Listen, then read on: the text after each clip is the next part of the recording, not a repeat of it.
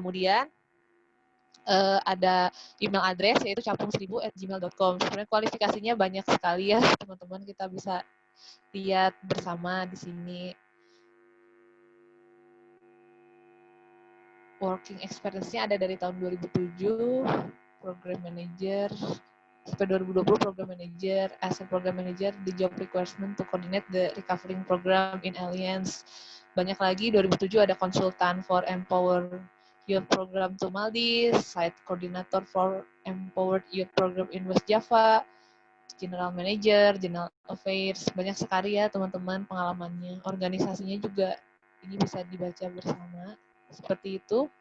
Educational training-nya juga dari tahun 90 udah ada sampai 2018. Trainingnya banyak sekali ya teman-teman. Oke. Terima kasih, mungkin sekilas aja dari saya memperkenalkan narasumber. Bisa saya kembalikan ke Dr. Lia sebagai moderator. Terima kasih.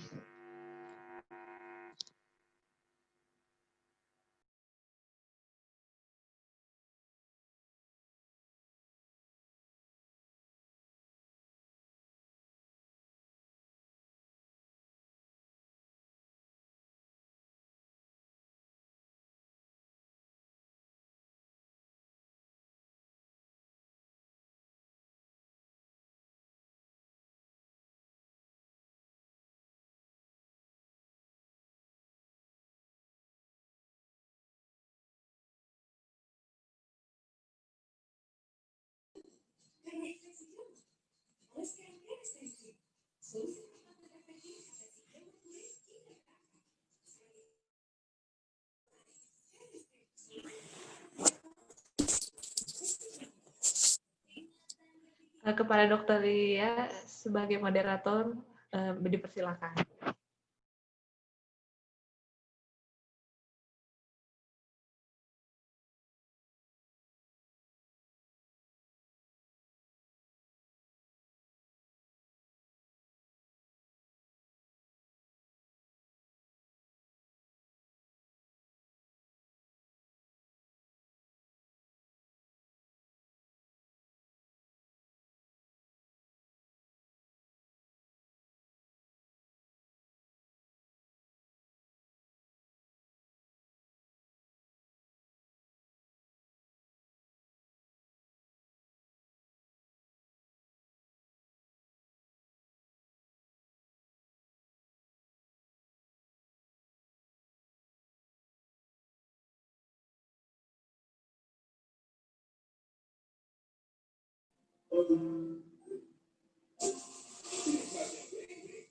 Ya, baik teman-teman semua, mungkin karena Dr. Lia ini sambil mengikuti ada Zoom lain, jadi bisa saya sambil dimulai aja ya. Berikut tadi saya sudah menerangkan CV pemateri ini akan dibawakan oleh Kang Anto, Mas Anto, mungkin sudah ada di ruangan Zoom.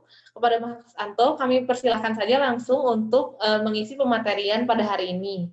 Terima kasih. Mas, mohon di-unmute dulu, mikrofonnya masih ter-unmute. Oke, Assalamualaikum warahmatullahi wabarakatuh. Selamat siang dan selamat sejahtera dan salam bahagia semuanya ya. Bapak dan Ibu, kita ketemu lagi di siang hari ini. Ini salah satu materi yang buat saya juga menarik. Karena ini materi yang bisa merubah hidup saya sendiri gitu. Dan materi saat ini adalah tentang mengenal 12 langkah. Di mana kita akan menjelaskan tentang sejarah-sejarahnya. Apa sih itu narkotik anonimus atau NE itu sendiri apa sih? Apa juga peralatan-peralatan dalam NE itu? Dan bagaimana sih NE bisa berjalan atau sebagai sebuah program perawatan? Nah, NE atau di sini ada sebuah slogan dari program Alkoholik Anonymous. Nah, nanti Bapak dan Ibu akan bertanya, apa sih ini narkotik anonimus? Apa sih ini Alkoholik Anonymous? Nah, nanti kita dari dalam materi ini akan dijelaskan semuanya nanti ya. Oke, Mbak Tiara bisa di next. Nih. Pertama adalah kita perlu memahami, para profesional itu perlu memahami 12 langkah EE atau NE, dan bahkan anggota EE atau NE perlu juga memahami apa yang dimaksud dengan konseling profesional.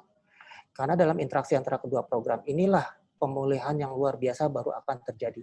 Diambil kutipannya dari Terence Gorski atau biasa dikenal dengan T. Gorski. T. Gorski terkenal dengan metode program disebut sebagai relapse prevention waktu itu. Oke, next. Oke, kita akan melihat sebuah sejarah program 12 langkah. 12 langkah itu sendiri dimulai oleh Alcoholics Anonymous, di mana dibentuk pada tanggal 10 Juni tahun 1935 oleh Bill Wilson dan Dr. Bob Smith bilang ya. Mereka adalah dua orang alkoholik gitu yang bertemu dan akhirnya membuat sebuah program Alcoholics Anonymous. Lalu mereka merancang sebuah program 12 langkah yang ditulis pertama kalinya di dalam bab 5 di buku Alcoholics Anonymous sebagai rangkaian langkah-langkah untuk pulih pada tahun 1939. Alcoholics Anonymous menjadi salah satu bentuk self-support pertama bagi pecandu alkohol. Jadi pada tahun 1935 sampai dengan 1939, mereka membentuk salah satu self-support yang pertama ya bagi pecandu alkohol. Karena saat itu permasalahan yang paling besar adalah alkohol. Kemudian itu berdampak sosial, keberhasilannya membuat AA itu memperoleh Lasker Award. Kemudian pada tahun 1951, mulailah terbentuk keluarganya atau disebut sebagai Al-Anon Family Group yang resmi berdiri, memang nggak resmi sejak 1935, tapi pada saat itu istrinya mereka sini sudah mulai menjalankan program family ini gitu, yang dipandu oleh Louis. Louis itu adalah istrinya Bill Wilson dan Anne itu adalah istrinya Dr. Bob Smith. Lalu mulai bergeser tren sehingga mulai pada tahun 1953 barulah terkenal ada namanya Narcotics Anonymous. Narcotics Anonymous atau NA dibantu oleh anggota EE di awalnya, oleh Jimmy K. Sempat ada kelompok sebelumnya, sebelum NA itu muncul, ada kelompok namanya Addict Anonymous yang dibentuk di New York tahun 1949, namun menghilang di tahun 1960-an.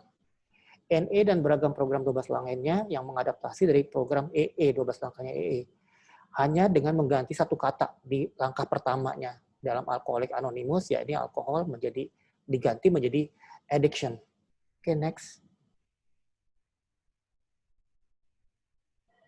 Oke,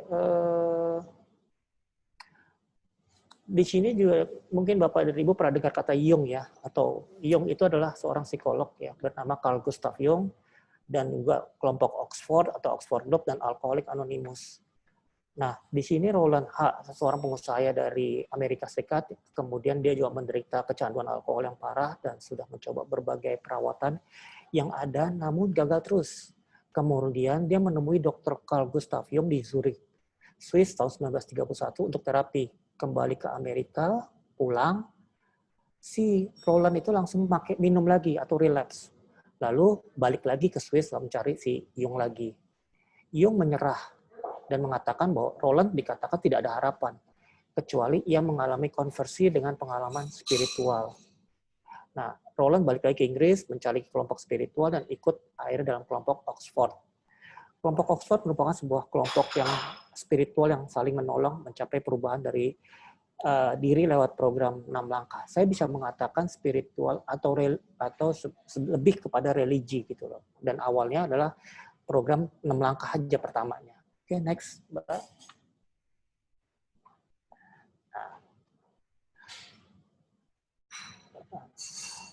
Akhirnya pada saat Roland itu mulai bergabung dengan kelompok spiritual itu, Roland bisa bertahan bersih dan abstinen. Lalu Roland ketemu dengan EBT dan membantu Abby keluar dari tahanan untuk diurus. Abby juga akhirnya bisa bersih. Kemudian Abby bertemu dengan Bill Wilson dan Bill Wilson jadi bersih.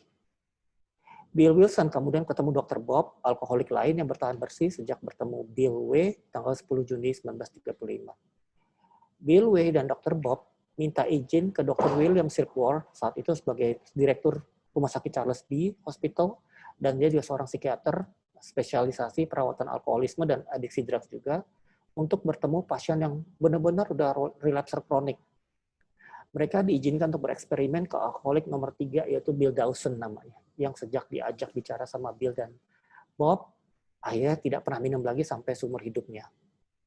Dr. Silkworth mengatakan bahwa alkoholisme bersifat kompulsif, ditandai pathological craving, dan bisa dikatakan merupakan sebuah penyakit. Silkworth sudah menangani lebih dari 50.000 pasien saat itu, dan ia mengatakan alkoholisme adalah sebuah penyakit tanpa harapan sembuh. tapi mengakui pengaruh spiritual dapat menghasilkan pemulihan. Oke, next, Mbak. Bila ada yang merasa bahwa sebagai seorang psikiater yang menangani rumah sakit bagi para alkoholik, kami terkesan agak larut dalam perasaan atau sentimental. Biarkan orang tersebut berdiri di samping kami untuk sementara waktu di garis depan, melihat tragedi yang telah terjadi. Para istri yang putus asa, anak-anak mereka yang masih kecil-kecil, biarkan mereka bekerja berupaya pemecahan masalah dalam keseharian mereka, dan bahkan ikut pusing dalam tidur mereka. Dan mereka yang bersikap paling sinis sekalipun tidak akan pernah perlu bertanya-tanya lagi apakah kami menerima dan mendukung pergerakan ini. Kami merasa dari pengalaman kami yang bertahun-tahun, kami sebelumnya tidak pernah menemukan apapun yang mampu memberikan kontribusi sebesar ini kepada rehabilitasi para pecandu alkohol dibandingkan pergerakan ini yang membantu sesama yang tumbuh dari hati mereka. Pergerakan yang kini tumbuh di kalangan mereka ini diambil dari bukunya Alcoholics Anonymous, atau biasa yang disebut bahasa sayangnya adalah Big Book, yang dituliskan oleh Dr. William Silkworth. Next, Mbak. Dan ini mulai ada sejarah-sejarahnya. Tahun 1937 Bill Wilson menyusun buku, akhirnya buku itu terbentuk, dan akhirnya buku itu dikenal dengan namanya Big Book. Jadi buku Alcoholics Anonymous itu disebut sebagai Big Book. Kemudian buku itu dibantu dicetak oleh Rockefeller yang saat itu dia orang kaya, dengan dana sekitar 5.000 US dollar untuk menjaga agar AA dapat bersifat gratis dan tidak komersil. Jadi kalau kemarin ditanya program ini bisa nggak cocok untuk rawat jalan? Sangat cocok karena program ini bersifat gratis dan tidak komersil. Kemudian tahun 39 mulai tumbuh dengan sekitar 100 orang terlibat aktif. Tahun 41 tumbuh menjadi 2.000 sampai 8.000 anggota. Dan akhirnya dibuatlah 12 tradisi untuk membentuk budaya kelompok agar tidak terpecah. Kelompok pasangan alkoholik, Lois dan Nan, istrinya Bill dan Bob, membuat Al-Anon. Ya, Al-Anon itu adalah program buat keluarga, karena AA mengatakan mereka bukan alkoholik, dan mulai terbentuk 1939. Namun resmi menjadi Al-Anon Family Group sejak 1951 sebagai kelompok terpisah dari AA. Jadi terpisah mereka berdua kelompoknya. Oke, next. Jadi landasan programnya ini adalah menurut Bill, perilaku alkoholik atau pecandu adalah kerusuhan karena mendahulukan keinginan pribadi atau disebut sebagai self-will riot. Kehidupan berpusat pada kepentingan diri sendiri merupakan akar masalah kita. Self-centeredness is the root of our problem. Jawabannya menurut Bill, hanya dengan menyerah penuh, harus menyerah penuh, kita akan mampu mengambil langkah pertama menuju pembebasan dan penguatan. Pengakuan bahwa kita tidak berdaya menjadi landasan kuat di mana kehidupan bahagia dan bertujuan dapat dibangun. Karenanya, inti program 12 langkah adalah untuk berserah diri, mengesampingkan ego, melihat kelemahan dan kekuatan pribadi, membantu orang lain, dan terus berupaya menyempurnakan diri di jalur spiritual. Oke, next. Next. Nah, ini merupakan sebuah catatan surat Bill ke Carl Gustav Jung pada tanggal 23 Januari tahun 1991. Teman saya, Edwin atau Abby, datang ke rumah sakit membawakan satu kopi buku karya William James yang judulnya Varieties of Religious Experience. Buku ini menyadarkan bahwa pengalaman terkait perubahan apapun jenisnya ada satu denominator umum, ego collapse yang mendalam. Individu menghadapi dilema yang tak masuk akal. Dalam kasus saya, dilemanya disebabkan cara saya minum alkohol secara kompulsif dan perasaan putus asa mendalam, yang diperdalam lebih jauh oleh teman saya yang juga alkoholik. Ia mengatakan bahwa Anda pun putus asa terkait kemungkinan Roland H. untuk sembuh. Next, Mbak. Nah, ini semua suratnya, next lagi, Mbak. Nanti bisa dibaca sendiri ya, Bapak dan Ibu ya. Nah, terus, Mbak, karena ada beberapa hal yang penting-penting. Ini perkembangan data keanggotaan tahun 1935, dan sebelah kanan ini mulai berkembang 1953. Next, Mbak. Nah, yang perlu dipahami adalah program 12 langkah adalah program gratis. Terbuka bagi semua yang ingin berhenti dari adiksi mereka, baik itu alkohol atau drugs. Nggak ada formulir atau registrasi yang harus diisi, ada iuran yang harus dibayar. Anda adalah anggota saat menyatakan diri Anda sebagai anggota. Mereka tidak berniat menjadi profesional atau jadi bayaran. Tujuan satu-satunya adalah membantu diri dan pecandu yang masih menderita sebagaimana dirasakan Rockefeller tahun 1938. banyak yang sudah pulih akhirnya menjadi konselor di rehab. Ya, namun pada dasarnya kalau mengerjakan 12 langkah dan saat membantu orang yang kecanduan dalam kapasitasnya sebagai anggota program, ia tidak dibayar. Sifatnya sangat grassroots. Itu yang perlu dipahami sama kita ya. Oke, next. Nah, yang tidak bisa berhasil dengan 12 langkah. Ada satu kutipan yang ditulis di dalam bab 5 dari buku Alcoholics Anonymous yang mengatakan adalah jarang kita melihat orang-orang yang benar-benar mengikuti langkah-langkah kita gagal. Mereka yang tidak sembuh adalah mereka yang tidak bisa atau tidak mau berserah diri kepada program yang sederhana ini. Nah, saya lebih suka dengan bahasa Inggrisnya karena di situ dijelaskan will not atau or cannot. Nah, pemahaman will not or cannot itu berbeda banget. Nah, kemudian ada yang memang tidak jujur, mereka tidak dapat kita persalahkan. Nah, itu yang disebut sebagai cannot. Yang will not adalah orang-orang yang nggak mau. Ya.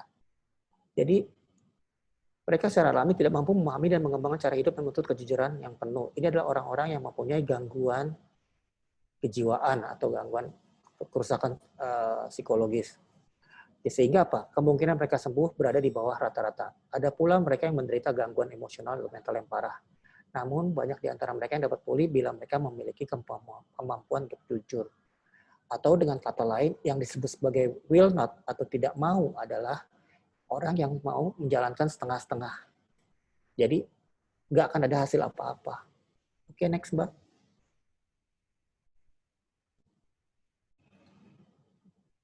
Nah, ini berkembang, kemudian ada di programnya, ini adalah program CGA atau Criminal Gangster Anonymous yang tetap mengadopsi dari program 12 langkah. Ini adalah orang-orang yang ada di maximum security yang hukumannya sudah di atas belasan tahun, bahkan sampai hukuman mati.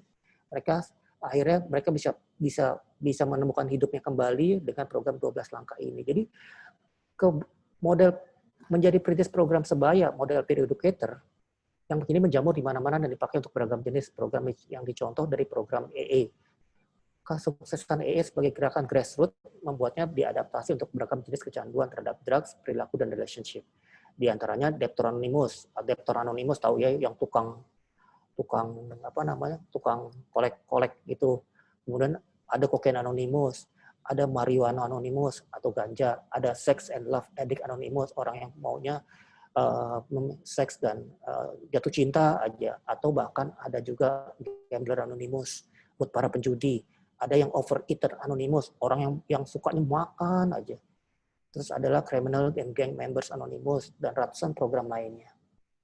Semuanya tetap mengadopsi dari program 12 langkah. Next, Mbak.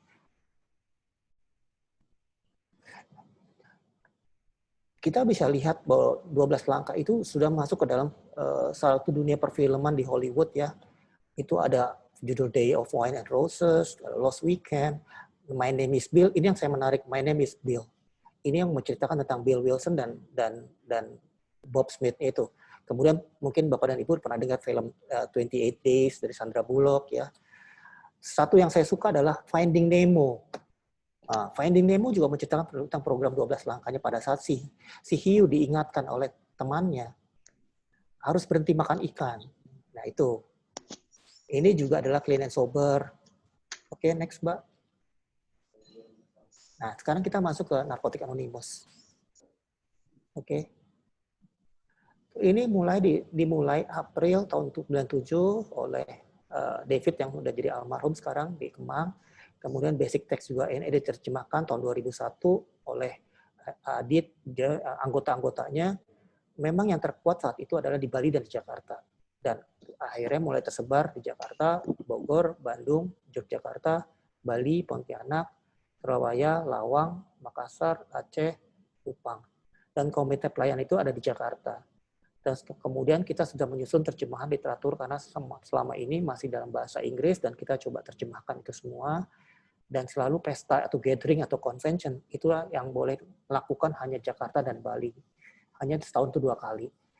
Dan namanya tadi awal mulanya Narcotic Anonymous, sekarang kita berubah menjadi Narcotic Anonymous dalam bahasa Indonesia itu pada saat kita menghadiri sebuah kegiatan di Himalaya, Klub Himalaya Nepal, pada tanggal 21 Februari tahun 2003. Inilah orang-orang yang menempatkan nama Narkotik Anonymous. Next. Program 12 langkah dilandaskan abstinensi dari adiksi terhadap drugs, perilaku atau hubungan. Kemudian melihat adiksi dalam totalitas sebagai penyakit fisik, mental, emosional, dan spiritual. Dan bukan semata masalah fisik, sehingga ada konsep dry drunk. Jadi kalau kita melihat dari langkahnya, berhenti itu merupakan setengah bagian langkah pertama. Sisanya adalah kehidupan. Jadi bukan hanya berhenti semata, tetapi kita harus memikirkan tentang mental, emosional, dan spiritual. Kemudian mempromosikan kehidupan yang lebih spiritual, merupakan sebuah jalan pemulihan dari adiksi, kemudian mendukung penemuan jati diri, perkembangan spiritual, dan pengembangan diri. Next, Mbak. Nah, kalau kita bisa lihat lagi dari kurva Jelin, adiksi dan pemulihan, ya, kita akan melihat sebuah fase, kita melihat bahwa ada fase krusial, fase kronis, kemudian rehabilitasi. Ini juga sudah mulai diterapkan di dalam program 12 langkahnya ini, ya, bahwa mulai meningkat hidup yang toleransi, kemudian hidup yang mulai meningkat gitu. Oke, next, Mbak. Mungkin udah pada tahu ya Bapak dan Ibu ya tentang kurvanya Jelinek. Oke, kalau kita masuk ke program 12 langkah, ya, kita akan melihat langkah 1 di mana karena ini kita sedang membicarakan dari program Narkotik Anonymous, kita melihat langkah 1-nya itu diganti yang adiksi, yang awal mulanya alkohol di program Alcoholic Anonymous, di dalam program ini diganti dengan addiction atau adiksi.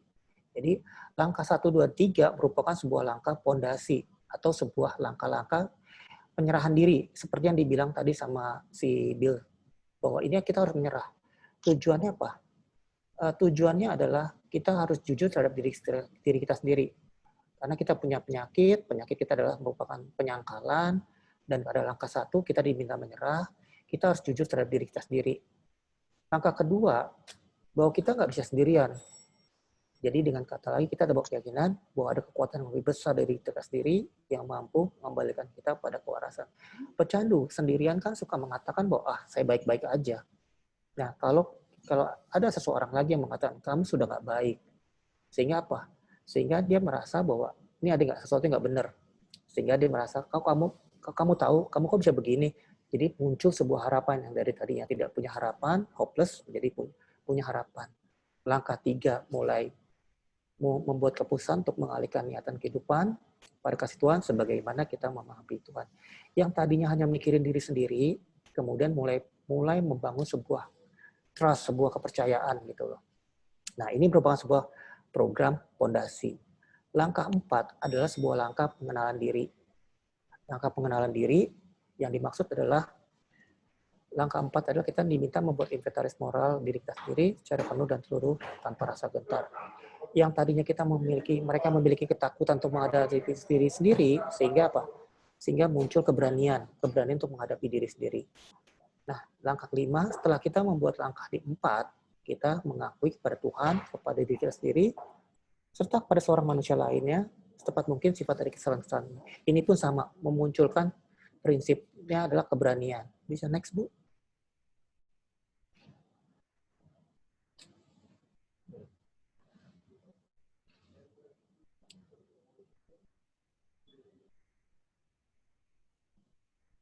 Dari langkah 4 sampai langkah 9, itu merupakan sebuah tindakan atau action, di mana tadi sudah disampaikan bahwa langkah sebelumnya, sekarang langkah 6 dan 7 merupakan persiapan untuk perubahan, atau dalam tahapan perubahan dan state of change-nya ada ya. Jadi langkah 6, yang tadinya selalu kita punya rasa malu, terus punya kebanggaan yang salah, akhirnya kita menjadi rendah hati. Di langkah 6, tujuannya adalah kita jadi rendah hati. Dengan kita siap secara penuh agar Tuhan menyingkirkan semua kecacatan karakter kita. Langkah 7, kemudian sama dengan rendah hati juga, kita dengan rendah hati memintanya untuk menyingkirkan kelemahan-kelemahan kita. Langkah 8 dan 9, ini adalah bentuk penebusan. Bukan hanya sekedar minta maaf, tetapi penebusan. Jadi kita membuat daftar. Pertama adalah kita disuruh membuat daftar dulu, kemudian bersiap diri untuk menebusnya. Karena apa? Untuk melepaskan anger atau kemarahan kita, melepaskan penolakan kita, dan melepaskan rasa bersalah kita. Setelah kapan dibuat daftarnya, kita menebus kita secara langsung kepada orang tersebut bila mana memungkinkan, kecuali bila melakukannya akan justru melukai mereka atau orang lain. Jadi kita harus siap dulu di lapangan membuat daftar orang-orang siapa saja. Setelah itu baru kita tebus satu persatu. Oke, next, Mbak.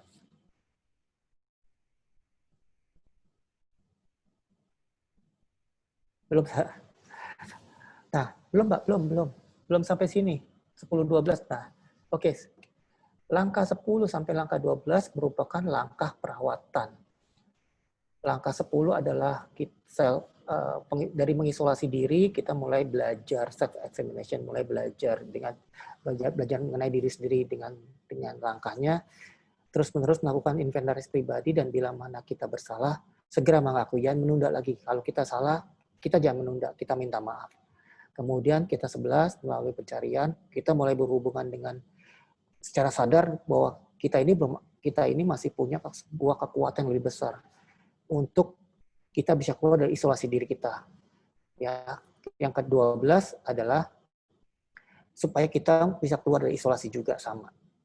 Karena apa? Karena pecandu sendirian itu adalah sebuah teman yang baik buat make lagi. Oke, next. Bisa next. Nah, kalau kita melihat dalam state of change atau perubahan perilaku, 12 langkah dan perubahan perilaku, kita akan melihat sebuah pra-kontemplasi atau pra-perenungan atau pra-step, di mana kita mulai membentuk hubungan, meningkatkan kesadaran, ya. Kemudian selanjutnya di kontemplasi dan perenungan, kita mendorongnya untuk melihat langkah 1 dan langkah dan mencari solusi. Kemudian kita akan memberikan alasan berubah, kemudian memperkuat kemampuan. Setelah itu kita akan mendorong ke preparation atau persiapan, di mana akan ketemu dengan langkah 3 dan 4. Di situ isinya asesmen penuh, terus kemudian fasilitasi rencana. Yang ketiga, kita mendorong bagaimana si klien ini atau si pengguna ini mencari bantuan dan siap menerima arahan. Kemudian pecandu kan rata-rata atau pengguna narkoba rata-rata selalu menyalahkan orang lain. Di sini kita melihat bahwa kita meminta mereka untuk mencari kesalahan diri sendiri. Nah, setelah itu mulai masuk ke tahap action atau tindakan di langkah 5 sampai dengan 9. Mereka belajar sebuah keterampilan baru atau skill baru, kemudian memberi dukungan. Dengan itu menumbuhkan keyakinan dan berani berbagi rahasia. Apa yang sudah kita miliki, kita bagi dengan orang lain. Kemudian siap untuk berubah, meminta bantuan untuk berubah, terus untuk melihat, untuk mengecek realita, menghadapi ketakutan akan masa lalu. Nah, setelah itu kita akan mendorong mereka untuk ke tahapan perawatan atau maintenance. Fokus pada promosi kesehatan, bagaimana dia menjaga kesehatan. Kalau saya pakai lagi, saya akan usahakan ini. Kalau saya menggunakan alkohol, saya akan begini. Kita akan fokus pada promosi kesehatan. Lebih baik, nah itu mulai dalam tahapan maintenance. Ya, kemudian pencegahan kekambuhan juga ada di maintenance. Kemudian juga kita mendorong untuk peningkatan kualitasnya dia sendiri. Meneruskan bila ingin berkembang dengan peningkatan kemawasan diri harian. Mencari nilai-nilai yang baru yang spiritual. Perubahan pribadi mendorong dan memberikan bantuan. Oke, next Mbak. Kemudian kalau jatuh kembali, kita akan melihat tentang apa sih penyebabnya. Oke. Agama dan spiritual. Tidak ada dogma religius dalam 12 langkah. Terbuka bagi semua agama apa aja diterima. Yang diharapkan adalah berkembangnya pecandu dengan nilai-nilai yang lebih tinggi. Nilai-nilai itu adalah nilai-nilai spiritual. Konsep kekuatan lebih besar dan Tuhan sebagaimana kita memahaminya terbuka bagi interpretasi termasuk good orderly direction. Kalau masih belum terbuka akan kehadiran Tuhan dalam hidup. Kelompok itu bisa menjadi kekuatan lebih besar atau higher power. Pembicaraan seputar dogma tidak dianjurkan. Yang dianjurkan adalah melihat persamaan dan bukan perbedaan. Kita melihat persamaan dan bukan perbedaan. Dan mencari tahu apa yang kita rasakan yang diharapkan oleh Tuhan sebagaimana kita memahaminya. Apa sih yang Tuhan mau untuk kita? Oke, next. Nah, ini adalah tools-nya. Tadi sudah dijelaskan tentang sejarahnya, sekarang adalah tools-nya. Tools-nya NE atau Basel 12 langkah. Pertama adalah pertemuan. Untuk pertemuan ada yang terbuka, ada yang tertutup. Ada juga bentuknya topik, misalkan mengangkat topik rasa bersyukur. Saya bersyukur hari ini saya bisa diberikan kesempatan untuk hidup lagi oleh Tuhan. Itu contohnya. Kemudian bahkan membahas tentang langkah-langkah. Oh ya, langkah 1 ya, di mana hidup saya sudah nggak terkendali. Saya harus membenahi hidup saya. Atau bicara tentang keegoisan. Kok saya hidup egois ya? Kenapa ya? Padahal hidup saya kan nggak bisa sendirian. Saya harus butuh orang lain. Nah, itulah yang saya harus singkirkan. Kemudian ada pembelajaran tentang langkah-langkah sendiri atau step work atau step study. Bahkan ada juga tentang convention atau bahasanya sebut gathering. Kita bisa berbagi pengalaman, bertukar pikiran dengan para pecandu yang ada di seluruh dunia. Dan ada juga literatur-literaturnya seperti basic text. Nah, basic text atau teks dasar itu bukunya NE. Sementara kalau big book itu adalah bukunya EE. Nah, di sini ada IP. IP itu adalah merupakan sebuah pamflet atau kepanjangan adalah information pamphlet. Itu ada sekitar 20-an topik-topik yang bakal dibahas di sana. Bahkan ada juga buku Just for Today yang diambil dari meditasi harian. Kemudian yang ketiga adanya sponsor atau mentor. Ya, kalau itu sih dibilang konselor ya kalau di dalam rehab ya. Nah, sponsor itu harus mengajarkan step work dan harus bisa melakukan peer counseling-nya juga. Jadi counseling sebaya, bukan menasihati, tetapi lebih kepada menuntun. Kemudian ada namanya slogan. Slogan itu ada banyak, bahkan ada doa kedamaian atau serenity prayer. Nah, kemudian juga ada bentuk-bentuk yang seperti sebelah kanan ini nih, merupakan sebuah penghargaan atau disebut sebagai bila seorang itu mendapatkan hari bersihnya atau clean death dan chips dan ikitek gantungan kunci seperti ini. Jadi kemudian ada pelayanan-pelayanan di mana yang melakukan pelayanan yang melakukan hospital dan institution atau HNI yang di bawah orang-orang ini, pecandu-pecandu adalah anggota-anggota NE ini masuk ke dalam rumah sakit untuk memberikan pesan pemulihan atau bahkan masuk ke lapas-lapas untuk membawakan pesan pemulihan. Dan kemudian mereka belajar menjadi seorang sponsor. Dan bawahnya saya nggak bisa melihat, Mbak, apa ya bawahnya ya. Dan ada pelayanan area. Saat ini kita sedang berkumpul melakukan pelayanan area, yaitu ingin melakukan fellowship development. Ya, jadi udah ada 14 area. Kita lagi ngerancang untuk fellowship development ini. Oke, next. Nah, ini meeting tentang sponsor. Meeting harus rutin di tempat yang sama dan waktu yang sama. Kalau home group itu sebuah meeting pilihan, silakan mau milih di mana home groupnya. Kemudian ada formatnya dan digunakan di seluruh dunia. Formatnya sudah ada dan itu pun digunakan di seluruh dunia. Kehadiran old-timer atau orang yang sudah lama dalam program NE dan kombinasi member di grup mempengaruhi kualitasnya juga. Untuk topik ada literatur dari buku Just for Today yang diambil dari meditasi harian atau bisa diambil dari basic text atau teks dasar atau dari IP dan lain-lain. Sementara kalau sponsor itu adalah orang yang harus sudah melalui satu ronde 12 langkah. Dan sponsor ini harus punya sponsor juga dan aktif dalam program. Terus bagaimana? Saya punya sponsor, tapi sponsor saya nggak pernah ke meeting. Itu tidak disarankan. Bukannya dilarang, tapi tidak disarankan. Menjadi sponsor adalah bagian dari pelayanan. Bertindak sebagai mentor dan peer bagi newcomer. Newcomer memilih sponsor, bukan sponsor yang memilih newcomer, tetapi newcomer yang memilih sponsor. Bukan dipilihkan. Dan sama-sama saling berkomitmen. Next. Halo. Nah, ini salah satu contoh Just for Today yang diambil dari meditasi harian pada saat itu ada sekitar 365 topik 1 tahun. Ini salah satu contohnya, nanti Bapak dan Ibu bisa baca sendiri. Oke, next. Nah, inilah pelayanan. Pelayanan itu adalah bagaimana kelompok-kelompok 12 langkah ini menjangkau pecandu dalam krisis. Misalkan dia pengen make, kemudian dia pengen make atau pengen bunuh diri, terus kemudian telepon ke anggota dan anggota mendatanginya dan menjemput dia untuk datang ke meeting.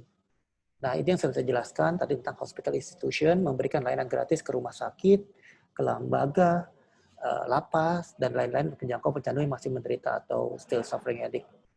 Bertanggung jawab pada meeting selama setahun, menjadi sponsor newcomer, terus membantu convention dan fungsi-fungsi NA. Nah, fungsi slogan adalah kata-kata singkat pengingat program. Isinya semua tentang program. Oke, next, Mbak. Nah, ini contoh ratusan slogan ini. Banyak. Nanti Bapak dan Ibu silakan minta copy filenya ke panitia. Tinggal lihat. Ini semua slogan yang digunakan untuk mengingat mereka bahwa mereka harus dalam program. Oke, next. Nah, ini di dalam program perawatan. Selama dalam perawatan yang diharapkan adalah mereka mengerjakan langkah 1 sampai 6. Baik itu program ranap atau rajal.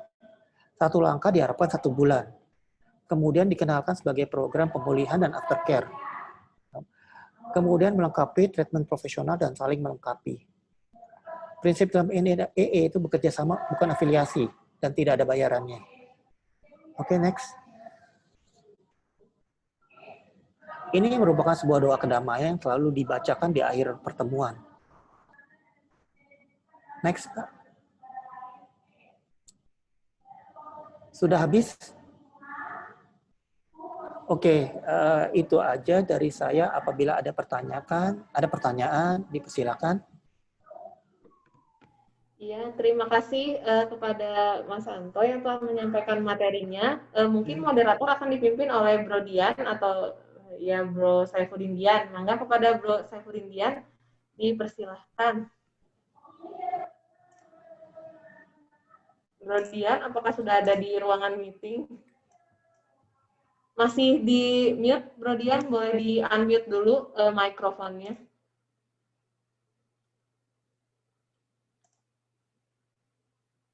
Sepertinya nge-freeze ya, Bro Dian ya. Bro Dian. Yo. Oke. Ya, silakan Bro, dimulai.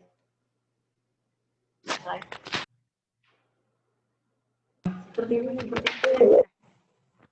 Ya. Oke, terima kasih Mas Anto telah memberikan paparannya terkait dengan 12 langkah, dan tadi dijelaskan bahwa sebelum ada 12 langkah itu berawal dari pengalaman spiritual yang 6 langkah ya, yang lebih ke religius.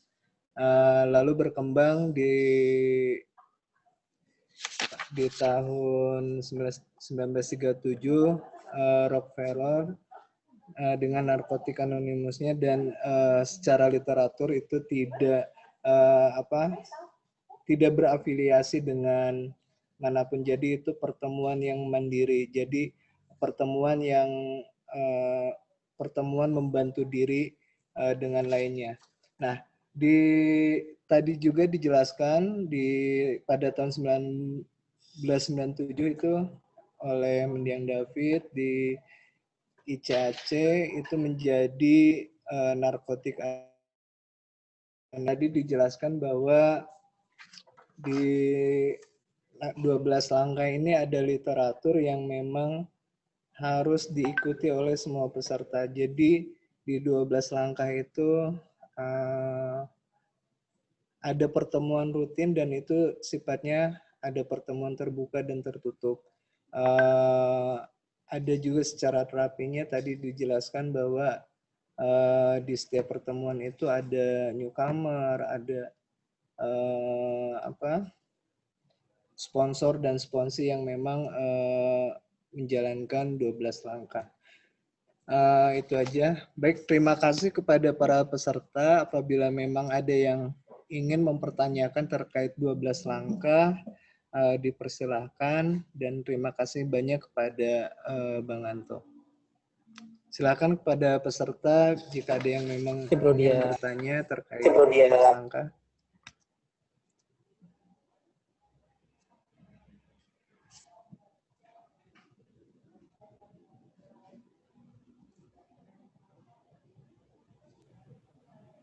Ya, mungkin kepada para peserta bisa menuliskannya di kolom chat atau langsung bertanya boleh, langsung mengangkat melambaikan tangan atau membuka mic-nya aja kalau mau bertanya langsung sama Kang Anto kayak gitu. Terima kasih. Ya, boleh kepada Bu Ivi, mangga boleh untuk bertanya langsung. Silakan Teh. Oke, Mas Anto, saya izin bertanya. Boleh. Kalau misalnya saya punya klien terus masih dalam layanan sih, tapi kayaknya dia perlu untuk akses 12 steps atau NE apa? Tapi saya juga bukan sponsor kan, bukan anggota NE. Apa yang bisa saya lakukan?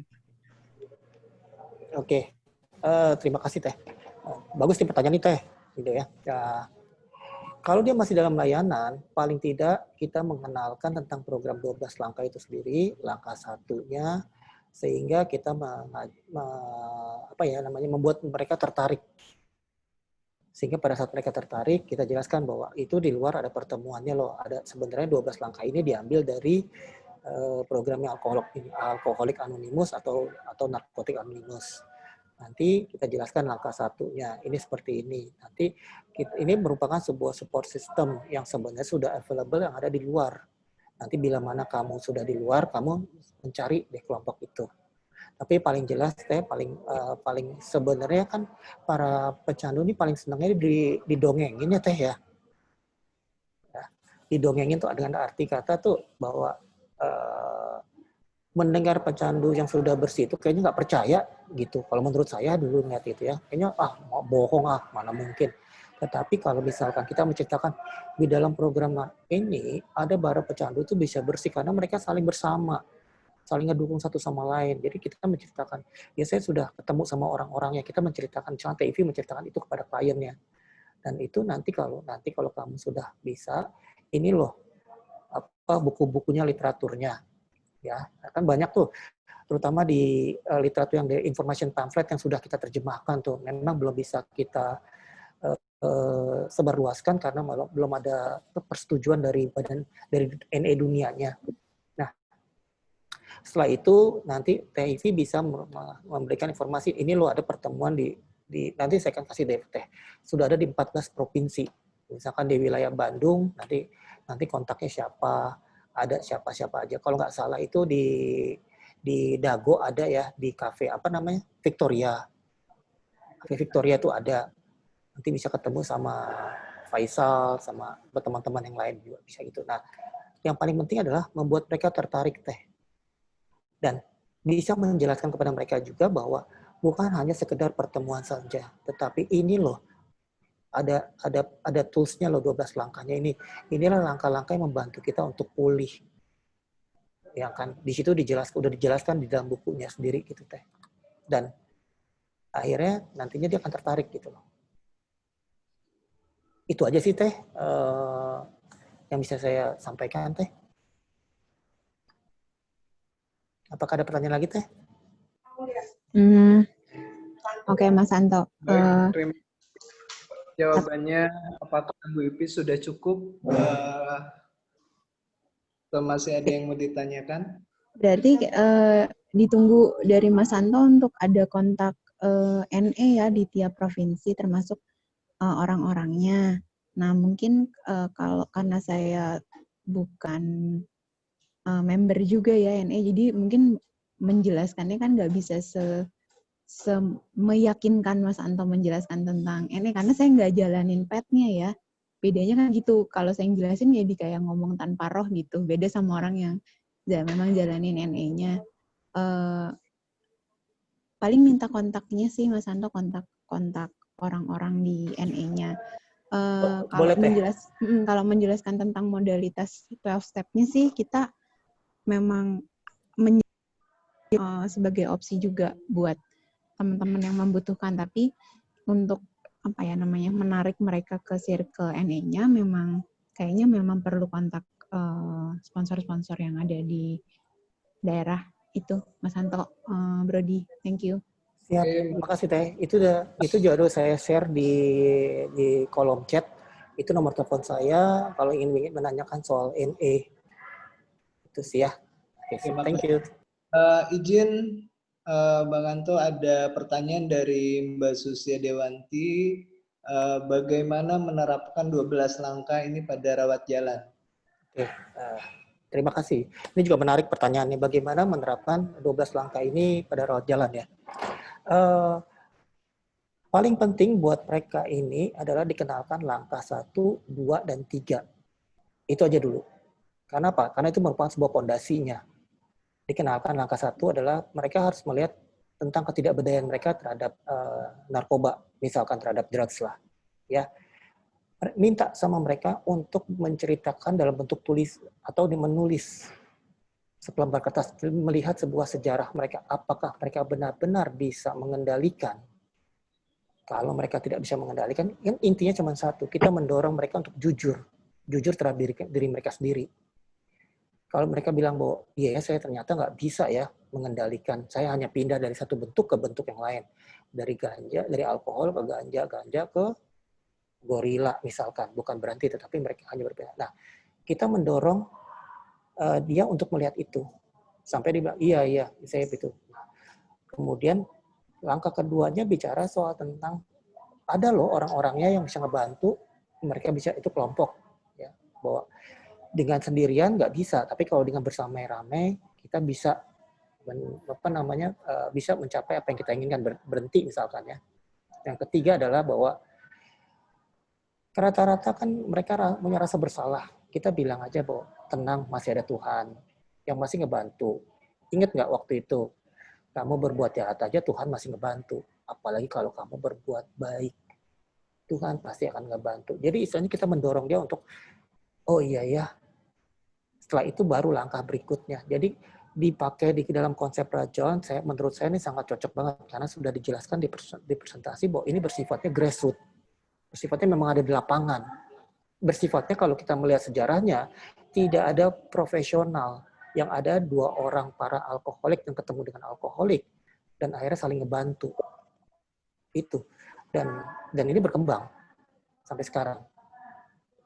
Kalau kita bisa lihat lagi konsepnya sekarang kan banyak, bukan orang yang kita lihat bahwa sekarang ini kan banyak justru teman-teman yang mulai muncul nih di lapangan. Akhirnya menjadi konselor di rehabnya. Ya kan mulai muncul konsep-konsep ini sebenarnya. Ini konsep awal mulanya ya dari program Alcoholics Anonymous, di mana bukan orang profesional yang saling ngebantu satu sama lain. Dan menurut saya di dalam konsep rawat jalan ini bisa diterapkan. Itu loh. Oke, baik.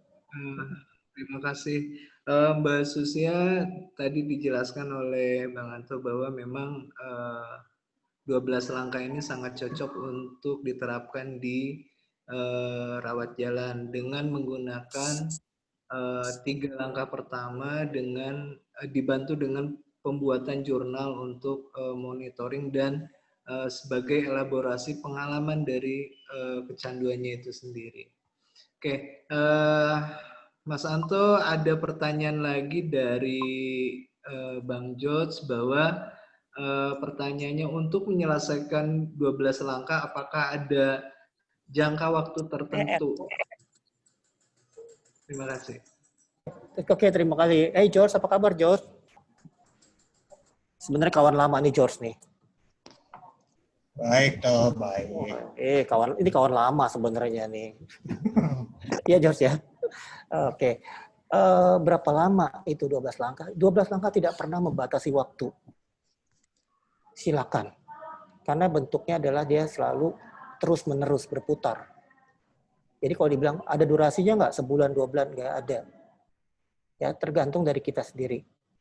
Kayak misalkan Miss George misalkan lagi ngerjain langkah 1, sudah selesai sampai 12 misalkan. Apakah besok-besok mau mengerjakan langsung 1? Silakan. Apakah besok mau ngerjain langkah 3-nya lagi? Silakan. Jadi tidak pernah ada batasan waktunya. Silakan. Balik lagi ke perkembangan individual masing-masing, ke orang tersebut masing-masing. Itu sih bro. Oke, siap. Thank you bro. Thank you bro. Sama-sama. Long time no see ya bro ya. Betul. Oke. Bang Anto, mungkin ini ada pertanyaan terakhir dari teman-teman grafis. Yes.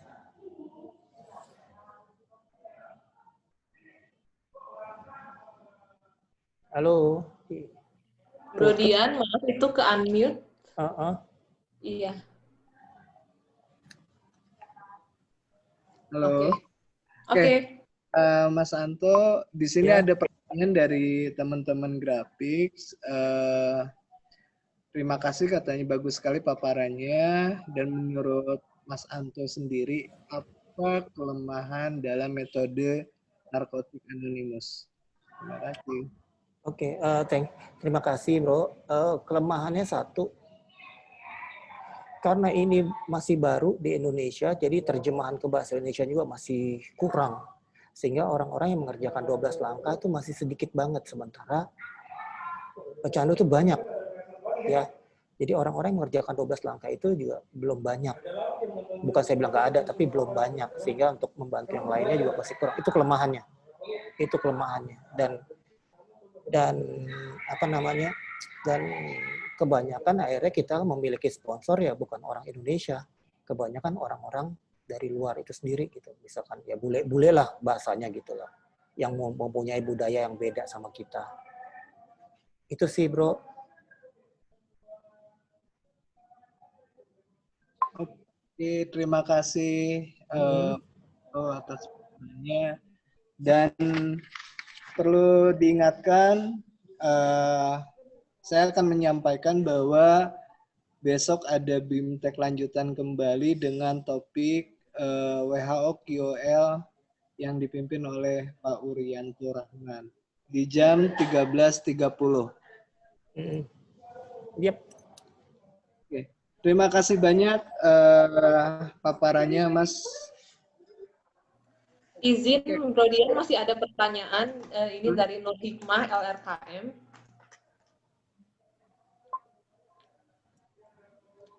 Ada pertanyaan lagi untuk Om Anto atau Mas Anto. Di sini dari Nur Hikmah, LRKM. Katanya begini, Om. Izin bertanya, kalau dirawat jalan bisa diterapkan apakah butuh waktu khusus untuk penerapannya atau bisa dibarengi pada saat konseling katanya. Gimana Om? Oke, terima kasih buat dari Bekasi ya. Buat Iya, Kobra. Iya, Kobra. Iya, ya Kobra ya. Ya Kobra ya. Iya. Ini memang awal mulanya kalau kita lihat dari presentasinya kan itu di grassroots. Grassroots itu kan itu berarti ada di lapangan ya. Jadi menurut saya memang cocok banget untuk ada di rawat jalan. Kenapa?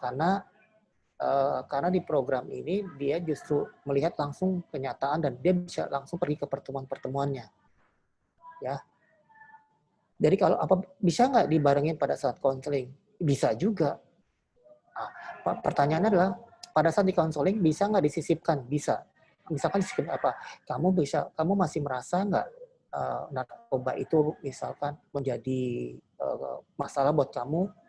Oh iya, bisa ceritakan misalkan itu ya. Iya, soalnya saya pernah. Sebelumnya kamu pernah pakai apa? Bisa nggak kamu ceritakan pemakaian kamu? Misalkan bisa juga. Karena dengan tanpa kita sengaja, tanpa kita paksakan kepada mereka sudah mau mulai melihat langkah 1 dan akhirnya nanti kita resume. Kita bilang sama kliennya, sadar nggak bahwa kamu tadi sedang menjalankan langkah 1. Kita mendorong itu aja. Seperti itu. Apakah sudah jelas jawaban saya atau masih kurang? Oke, terima kasih Om Anto. Bagaimana dari Mbak Nur Hikmah dari LRKM YR Kobra, apakah sudah jawabannya sesuai atau ada yang ingin ditanyakan lagi? Mbak Nur Hikmah? Iya, jelas cukup jelas, bisa dimengerti. Paham. Terima kasih. Terima kasih Ibu. Terima kasih Ibu dan Om Anto. Selanjutnya ada lagi yang mau bertanya dari Ibu Vilora, dari BNN Jawa Barat juga, Om Anto. Katanya izin bertanya, boleh dapat gambaran enggak saat pelaksanaan kegiatan NA itu seperti apa katanya? dapat Terima kasih kayak gitu. Pelaksanaannya kayak pelaksanaan kegiatan gambaran, pelaksanaan kegiatan NS seperti maksudnya gimana Ibu Filora nih? Maksudnya melihat pelaksanaan NE-nya sendiri? Iya betul Pak Anto. Apa tuh Bu? Anto. Ya. Betul Pak Anto. Jadi bisa nggak kasih gambaran Pak? Kira-kira selama pelaksanaan NE itu aktivitas apa saja? Terus apakah ada mereka tuh bertemu? Apakah ada kesepakatan atau seperti apa gitu loh Pak? Di dalamnya tuh ngapain tuh? Terima kasih Ibu. Sebenarnya kan kalau di Bandung sendiri itu sudah ada ya di Victoria, di Cafe Victoria di Dago. Tapi kalau misalkan pengen membentuk kelompok lagi, dipersilakan. Tetapi gunakan nama kelompok 12 langkah. Itu nggak ada masalah. Jadi kelompok itu nanti silakan ada 3 orang tadi. Seperti yang tadi dipaparkan di presentasi, antara Bill dan Bob itu bertemu. Nah, itu mereka ceritakan apa sih? Mereka menceritakan pengalaman mereka. Ketemu, menceritakan pengalaman mereka, bahwa mereka tuh susah untuk berhenti, bagaimana caranya ya. Saling berdua, akhirnya mereka bisa berhenti. Setelah itu mereka mengajak yang ketiga. Yang ketiga itu kan Bill Dawson, yang akhirnya di rumah sakit, mereka berkunjung dan mereka mengatakan bahwa mereka juga punya masalah seperti itu, tapi karena mereka berkumpul, akhirnya mereka bisa berhenti dan mereka mengajak lagi kan. Nah kalau dalam tatanan ini, jadi bentuknya silakan berkumpul semua, menceritakan pengalaman-pengalamannya, menggunakan bahwa mereka bermasalah, kemudian jalan keluarnya apa nih?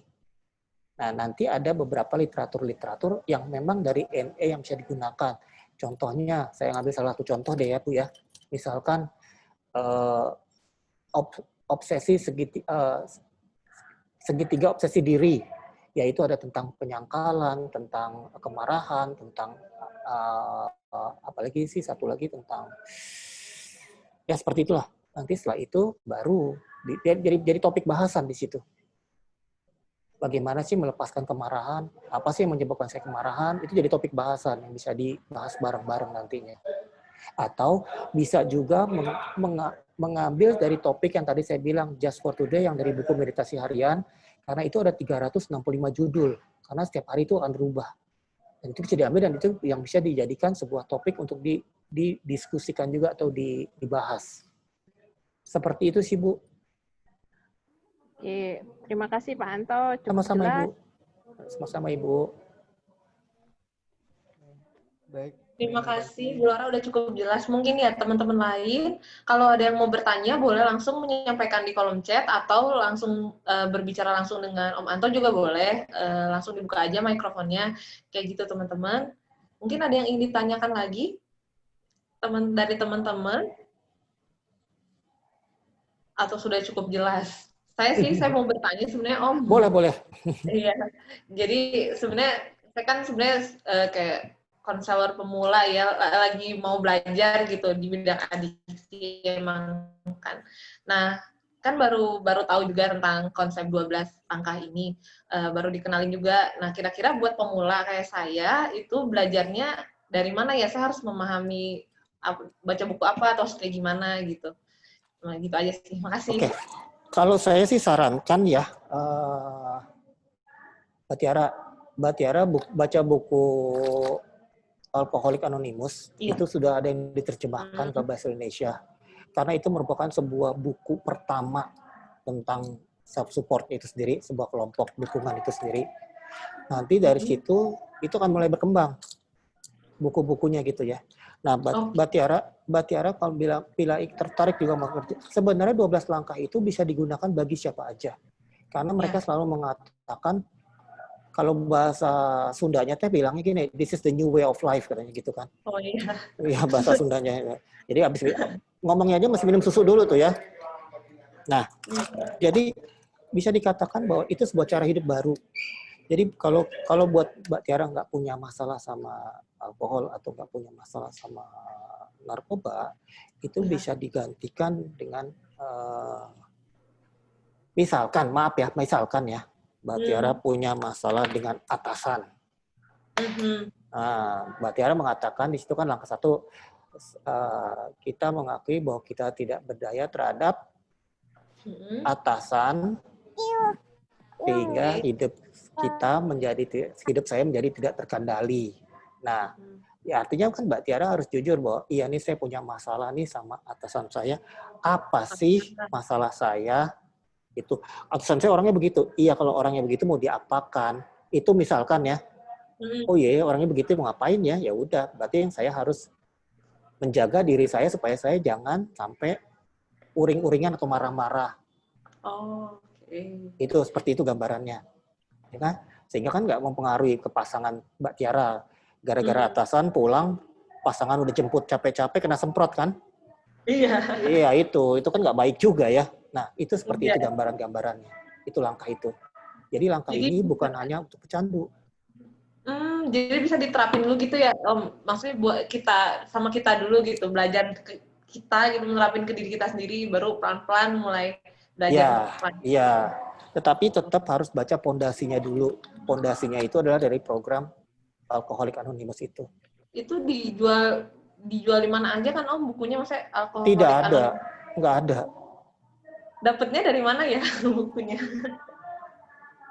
Yang menerjemahkan itu bukan saya promosi ya. Menerjemahkan itu ada dua daerah, 2 provinsi, Bali dan Bogor. Jadi nanti kalau Mbak Tiara tertarik, nanti japri saya aja. Oke, terima kasih. Sama-sama. Saya sangat ingin belajar sih, sangat menarik sekali untuk 12 langkah ini ya. Banyak juga yang saya dapetin dari tadi pemaparan Om Manto. Di sini ada Bu Ivi, ternyata Bu Ivi ngetik lagi di kolom chat katanya, Mas Anto boleh nggak kita ambil bahan just for today apabila memang relate sama kondisi kliennya, katanya. Kita yang sebagai helper tapi non NA member. Nah, kayak gitu. Bisa, itu bisa banget. Jadi makanya kalau kita melihat lagi nanti dari tradisinya, di situ dikatakan bahwa kita boleh kok melibatkan bukan anggota kok. Itu boleh. Jadi, Bu Ivi ada di ruang chat nggak? Nah, ada kayaknya ini. Gimana Bu? Maksudnya boleh langsung aja mungkin tanya sama Om. Ibu masih di unmute, maaf. Clear lah, clear. Clear, cuman tadi notes dari Mas Anto adalah ayo belajar dulu fondasinya ya. Itu notes banget itu. Siap teh.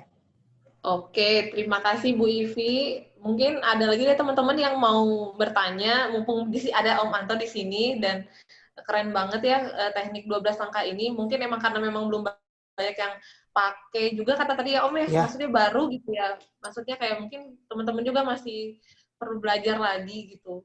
Mungkin bisa langsung ditanyakan sama teman-teman atau Bro Dian mau nambahin gitu, Bro Dian. Ini udah muncul lagi tuh di layar. Terima kasih. Memang betul ya pengalaman, maksudnya apa yang disampaikan tentang 12 langkah ini sangat menarik dan memang di situ kita bisa berbicara tentang bagaimana kita mengetahui siapa diri kita, bagaimana hidup kita, dan bagaimana kita mengkoneksikan itu dengan Tuhan. Dan ini sebuah pengalaman yang memang sangat spiritual banget dan bisa dibilang sangat religius lah. Dan hal ini ya memang tadi apa yang disampaikan dari paparannya, dari langkah pertama itu ya bagaimana kita mulai menyerah pada permasalahan kita itu di NE ini adalah dengan kecanduan kita, dan bagaimana kita mencoba mencari jalan kembali dan menyerahkan diri kita kepada kekuatan yang lebih besar. Itu yang memang kita bisa mendapatkan di pertemuan 12 langkah, dan hal ini yang memang sangat lebih mendalam. Tapi tadi memang dijelaskan di paparannya, kalau kita melihat di step of change-nya ya, tahapan perubahan itu memang ada dan itu memang jelas, tapi di sini 12 langkah ini sangat berbeda bagaimana kita mencoba menghubungkan diri kita dengan Tuhan. Itu aja sih. Terima kasih Mas Anto paparannya dan terima kasih Bro Dia. Ya. Siap. Ya, mungkin terima kasih Bro Dian. Sebenarnya waktunya masih ada, masih lumayan panjang. Kalau teman-teman yang mau nanya, boleh di kolom chat aja, ngechat langsung atau langsung bertanya juga boleh. Ada lagi teman-teman di sini yang mau menanyakan, mumpung Om Antonya masih di sini, dan ini kan maksudnya kayak modalitas terapi 12 langkah ini kan baru juga gitu. Kalau teman-teman mau lebih tahu, lebih dalam, lebih lanjut gimana nerapin ke klien, boleh kita sharing bersama di sini sama Om Anto. Teman-teman boleh ngetik di kolom chat atau teman-teman boleh bertanya langsung kayak gitu. Di sini ada dari Tiara, ya? Saya mau bertanya langsung boleh? Ini boleh. Boleh Bro.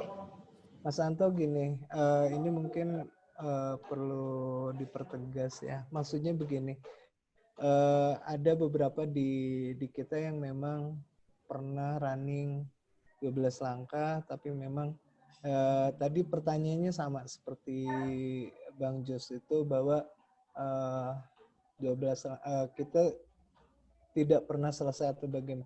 Dan apakah boleh kita menjadi sponsor ketika kita sudah istilahnya syarat-syarat untuk menjadi sponsor itu apa saja gitu. Itu aja sih. Terima kasih. Oke. Thank you Bro. Ya.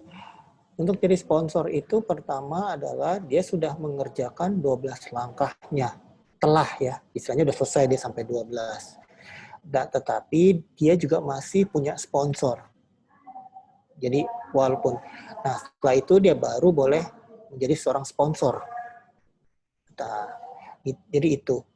Kalau ini banyak juga ditemukan ya orang yang sudah bersih lama, tapi dia nggak punya sponsor banyak. Kalau kita melihat dari langkah satu ya, kan langkah satu ada 2 bagian. Pertama adalah tentang mengaku nggak berdaya sehingga berhenti. Tetapi bagian keduanya dari langkah 1 kan bagaimana sih memperbaiki kehidupannya. Nah pertanyaannya kedua itu, oke, kalau sudah berhenti, apakah dia akan memperbaiki kehidupannya? Itu yang paling penting, ya kan? Tadi yang dibilang mental, emosional, sama spiritual. Nah itu yang berikutnya. Nah, banyak yang sudah berhenti, banyak. Tapi apakah mereka sudah memperbaiki kehidupannya, itu jadi pertanyaan. Nah, apakah mereka telah, karena memperbaiki kehidupan ini kan ada lanjutannya dari langkah 2, 3, 4, 5, 6, 7, sampai 12. Itu.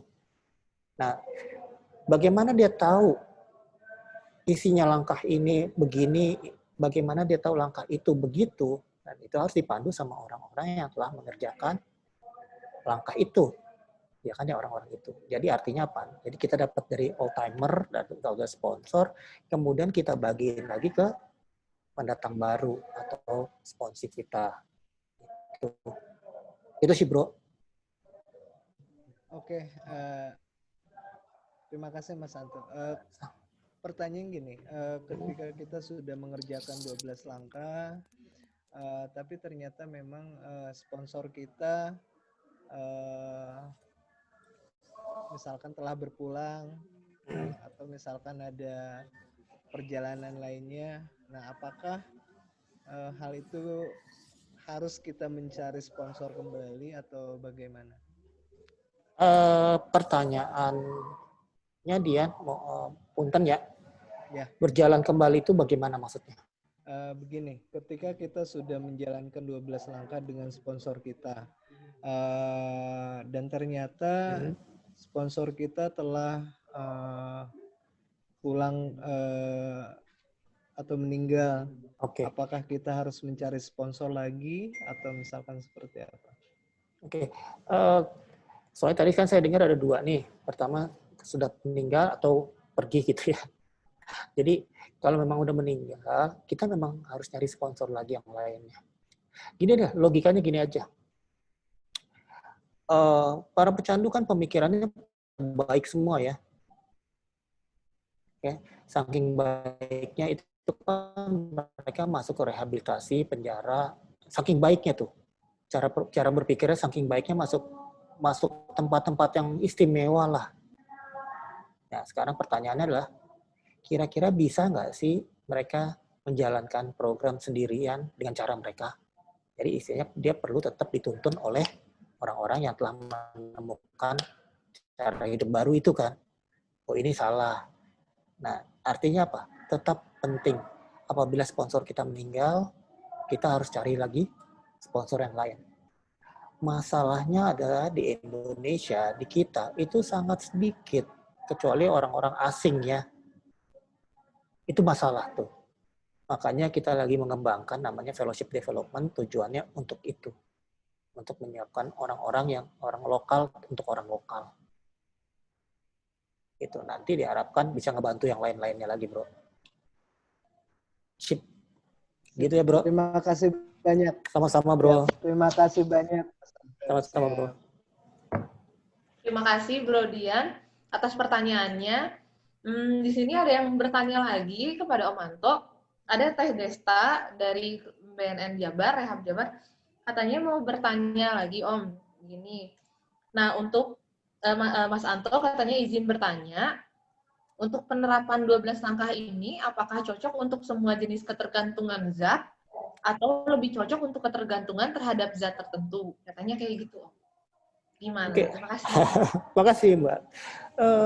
Kalau tadi lihat paparannya, yang dari alkohol ke Alcoholics Anonymous, pada saat itu memang lagi permasalahannya dengan alkohol, kemudian akhirnya berkembang jadi Narcotic Anonymous. Sebelum jadi Narcotic Anonymous ada namanya Addict Anonymous, kemudian hilang di tahun 1960-an, akhirnya menjadi Narcotic Anonymous.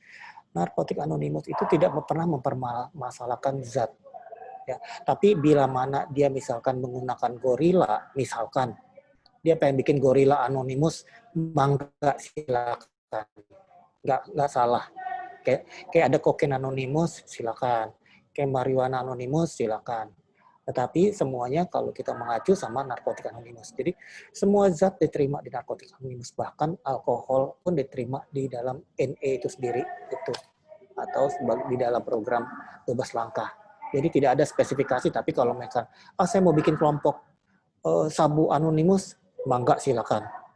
Ya, atau mau bikin gorila anonimus, mangga silakan. Nggak pernah dilarang-larang, silakan aja. Selama dia masih menggunakan toolsnya adalah 12 langkah itu sendiri. Ganti menjadi adiksi. Addiction itu kan bukan merupakan zat, tapi penyakit. Penyakit apa? Obsesif kompulsif. Itu yang tadi diceritakan bahwa dia sudah ketemu sama Carl Gustav Jung, balik lagi ke Amerika, dia make lagi, akhirnya dia balik lagi sampai Carl Gustav Jung mengatakan bahwa perlu adanya pengalaman spiritual. Itu ceritanya di presentasi. Jadi istilahnya tidak ada spesifikasi. Silakan. Itu aja sih, Mbak. Terima kasih. Iya, terima kasih Om Anto, kata Teh Desta, baik Mas, katanya terima kasih banyak. Jadi kayak untuk zat apapun juga bisa gitu ya. Mungkin terima kasih Teh Desta juga yang udah bertanya, Mas Anto juga makasih udah jawab. Teman-teman yang lain ada yang mau bertanya lagi, masih ada banget waktunya, kita masih panjang lumayan ya, tapi nggak panjang juga, ada beberapa saat lagi. Siapa yang mau bertanya langsung, teman-teman boleh chat di kolom chat atau langsung bertanya langsung. Ini banyak ya, ada dari Yayasan Grafik, ada dari mungkin LKM YR Cobra, ada banyak teman-teman yang lain, mungkin dari BNN Pusat ada, RSU Pindad, yang lain-lain yang mau bertanya, boleh langsung. Ada yang buka mikrofon, Mas Adet dari Jabes, emang nggak boleh, silakan. Iya. Silakan. Belum kenal buat semuanya. Mas Anto, salam kenal. Asik, alhamdulillah, salam tuh. Alhamdulillah, salam kenal semuanya. Halo, ini kawan lama nih sebenarnya nih. Murid. Nggak boleh, kawan lama, saudara lama ini. Udah lama nggak pernah ketemu berjumpa ya. Tetap semangat semuanya. Tetap semangat. Gimana bro? Teman-teman grafik tetap semangat. Bagaimana Pak Adet mau sharing juga, boleh? Saya Reinhard, bukan Adet. Itu istri saya, namanya Adet. Oh, Om Reinhard, iya ya, kok saya lupa ya Om Reinhard, lupa. Ya emang nggak Om mau sharing atau bertanya sama? Enggak, cuma mau nyemangatin aja, semua tetap semangat. Wah, terima kasih banyak ya sebagai konselor senior juga katanya ya.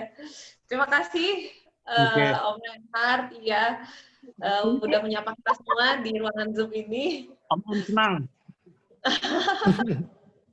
Iya, mungkin ada yang mau bertanya teman-teman, mumpung masih ada Om Anto di ruangan, kita masih ada waktu, boleh banget di sini kita manfaatkan kesempatan kita buat sharing dan belajar pada sore hari ini ya, teman-teman, boleh banget. Atau saya lagi nih yang bertanya. Mangga, silakan Teh. Ya sebelum ada teman-teman lagi yang bertanya, mungkin kita tanyakan juga, saya penasaran juga tadi Om Anto bilang katanya 12 angka ini juga apa ya punya pengalaman gitu. Om Anto terhadap teknik ini dengan diri Om Anto sendiri itu gimana Om, boleh di sharing gitu sama kita? Terima kasih kayak gitu mungkin. Bagaimana dengan pengalaman dengan diri sendiri ya? Iya benar. Oke. Pertama aja saya ketemu sama program ini, dulu saya berpikiran nggak percayalah bisa ngebantu ini program. Terus kemudian kayak apa ini program, maksudnya ngebantu seperti apa nih program. Tetapi kemudian ya karena ada tuntunan dari orang yang telah mengerjakan ya dia bilang ya saya ikutin ya perintahnya dia seperti ini karena ini buat saya ini menarik. Buat saya menarik dan karena tuntunan dia itulah saya mulai menjalankan 1 terus 2 kemudian sampai 12 dan akhirnya melakukan pelayanan seperti yang tadi dibilang, membantu yang lainnya. Dan saya melihat ini program 12 langkah ini adalah sebuah program yang sangat menarik gitu loh. Karena kita kalau misalkan bisa melihat lagi nih ya, ini kita nggak ngebicara soal agama. Di sini semua agama silakan. Ya. Bahkan yang menarik lagi kalau kita melihat di langkah 3-nya sebagaimana kita memahami Tuhan. Yang kita pahami Tuhan seperti apa sih? Itu menarik banget buat saya. Akhirnya saya memahami Tuhan lebih luas lagi gitu loh. Tuhan itu baik. Tuhan itu nggak jahat. Tuhan itu benar-benar ya sayang sama kita manusia. Itulah. Sehingga apa? Masa sih saya harus rusak lagi semuanya? Nah, itu makanya saya bilang ini sangat menarik program. Setiap langkah itu ada keindahannya. Jadi bukan hanya sekedar udah gitu aja, tetapi setiap langkah itu ada keindahan-keindahan yang saya dapat dari program itu gitu. Apalagi kalau udah ngebantu yang lainnya, saya melihat bahwa ya inilah yang harus saya lakukan gitu. Jadi ya menyenangkan lah hidup di dalam program itu. Oke. Terima kasih sharingnya Om Anto. Sama-sama. Lagi, Om Anto mungkin pernah nanganin klien menggunakan teknik 12 langkah ini, boleh di-sharing gimana ya gitu pengalamannya kalau untuk klien mungkin kayak gitu. Oke. Pertama kayak menariknya adalah saya nggak boleh, saya bilang bahwa apa yang saya lakukan adalah membawa pesan. Jadi saya nggak membawa si pecandunya. Jadi yang saya bawa pesannya gitu. Sehingga apa? Saya tidak mau melepaskan obsesif saya sama dia sendiri. Jadi saya menuntun dia. Nanti dia modelnya kayak A, mau kayak B, saya bilang, bahwa ya udah kalau kamu memang berpikir bahwa ini yang lebih baik, ya silakan. Sehingga nanti, jadi kayak gimana nih Bang? Ya kalau mau dengerin, ayo, ini loh programnya seperti ini. Jadi kita menuntunnya enak gitu. Saya nggak punya beban dengan harus ada target yang harus jalanin. Saya nggak, kalau mau ikutin silakan. Kalau nggak mau, ya udah. Karena apa? Karena kalau kita tetap ngotot, bahasanya ngotot gitu, pengen ngerubah si kliennya ini, itu kan sama seperti saya melepaskan penyakit saya lagi nih. Nah, saya berusaha untuk melepaskannya ini. Oke, saya sabar, jadi ngadepinnya apa yang saya hadapin adalah makhluk spesial juga nih, ya. Seperti saya memperlakukan diri saya. Nah, itu yang saya perlakukan dia juga seperti itu gitu. Dan Dia harus datang ke pertemuan, dia harus ngerjain langkah, kemudian mengerjakan langkahnya sendiri pun saya lebih bercerita kepada dia. Tadi saya bilang sama Taifi, pecandu itu paling senang diceritain, jangan diceramahin, diceritain. Diceritain dia tertarik, kalau diceramahin udah bosen dia. Udah diceramahin udah bosen. Udah diceramahin orang tuanya, diceramahin masyarakat, diceramahin sama agama, dan banyak. Tapi kalau diceritain, dia senang banget. Saya juga, wah itu tahu nggak dulu, saya tuh kalau udah sama, misalkan contoh kasus saya udah mau pacar begini-begini, tapi akhirnya begini, ternyata memang nggak bener ya, kata orang tua bener ya, Bo, ini begini-begini, mulai gitu. Kan dia senang tuh dia denger, oh iya Bang ya, mulai kita sisipin program-programnya di situ. Kayak begitulah Mbak. Oke, menarik ya. Sebenarnya saya jadi makin pengen tahu lebih dalam lagi ya, sekalian menunggu teman-teman yang lain bertanya. Siap Mbak. Ada yang mau bertanya dulu sebelum saya? Sebenarnya banyak banget yang mau saya tanya ini. Ayo teman-teman di sini boleh langsung bertanya aja sama Om Anto. Dibuka aja mikrofonnya. Mungkin ada yang udah buka kameranya. Apa mau bertanya ini? Boleh?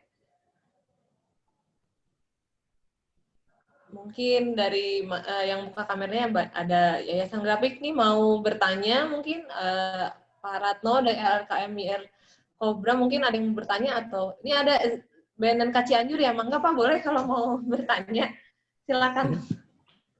Makasih Om Anto udah jawab yang tadi. Sama-sama Mbak. Iya, dari BNN Cianjur, Mangga Pak.